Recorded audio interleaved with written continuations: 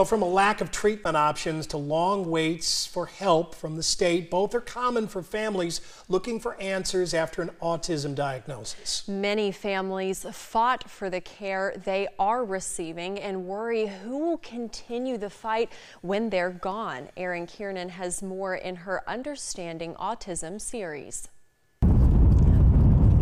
There you go. Pizza. In some ways, the Enyart home is just like any other. He's ignoring us like a normal teenager. Aren't you, bud? Kids more interested in food and iPads than in mom and dad. Just like, I just want to get it done, so you leave me alone, right? Yeah. Oh, Harper. But Erin and Jared worry about things many parents never think about. I worry about the future. That's what keeps me up at night now. I mean, I used to worry about, are they ever going to talk? I used to worry about other things, but now it's, who's going to take care of them when my husband and I are not around? It is very difficult. Harper and Gibson both love electronics and both are nonverbal. That's where the similarities end. No, he doesn't hold still. He loves interaction. He wants us to interact with him a lot, which a lot of kids with autism don't want that interaction. He really does. She's much calmer and likes her solitude, and she got her room set up the calming way for her. Yeah. Gibson loves animals and lots of devices. Lots and lots of devices. 4 iPads and at least 1 talker. He's probably had 4 iPads and 2 talkers at some point. Cell phones. He loves to take pictures and videos. Harper loves puzzles. Puzzles are kind of her thing, and so she does those, and then we hang them up after she's done. Her mind work, she can visualize where all the pieces are supposed to go. Back me up to when your kids were born. They're very close in age. They are. They're about 15 months apart. They're very close in age. When they were babies, did everything seem normal? Yeah, everything seemed normal. I did start to notice some things around 9 months that I was a little bit nervous about. She wasn't very interested in spending time with us. She really wanted to be by herself. She spent a lot of time in her crib, a lot of time staring at ceiling fans, and didn't really want to play with any toys. Erin talked to her pediatrician about her concerns after Gibson was born. Back then it was, girls were not thought to get autism as much as boys, which they still aren't. But the pediatrician was a little bit reticent to do any testing. He was like, you just had a baby. She's probably regressing because you had a baby.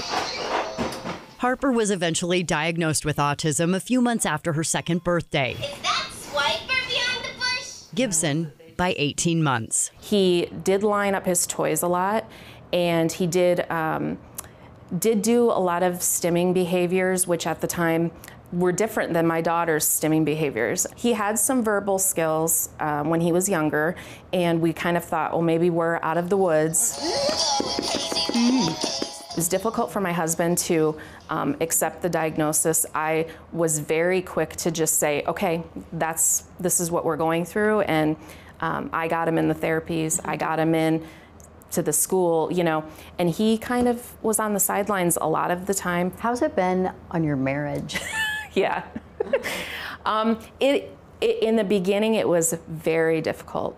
My husband, in fact, he told me last night when I was talking to him about this, he said, you can tell them how difficult it was. It was very difficult. It's much better now, but it's exhausting. We've had 1 night away in 17 years, essentially. And there is very little rest at home. My kids do not sleep. They're usually up around 3, and then they'll stay up for most of the day. It's exhausting, and it affects your health, and it just affects everything.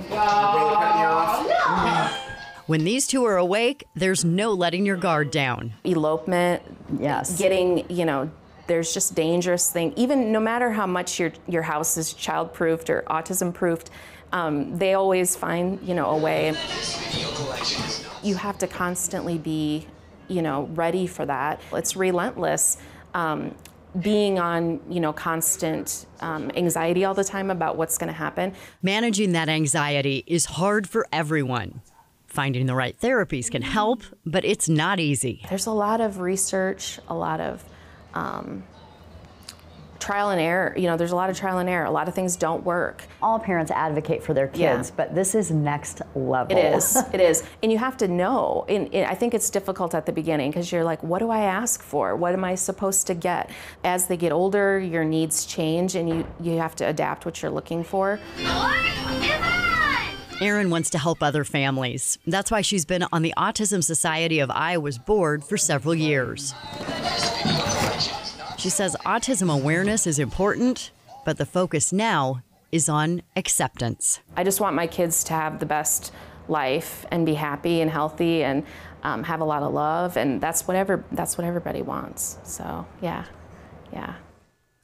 Over the past 3 weeks, Erin has shared the family stories of autism. Next week, she talks to the person they're turning to, a developmental pediatrician. Join us next Thursday at 10 to learn why they say autism care is so difficult to access.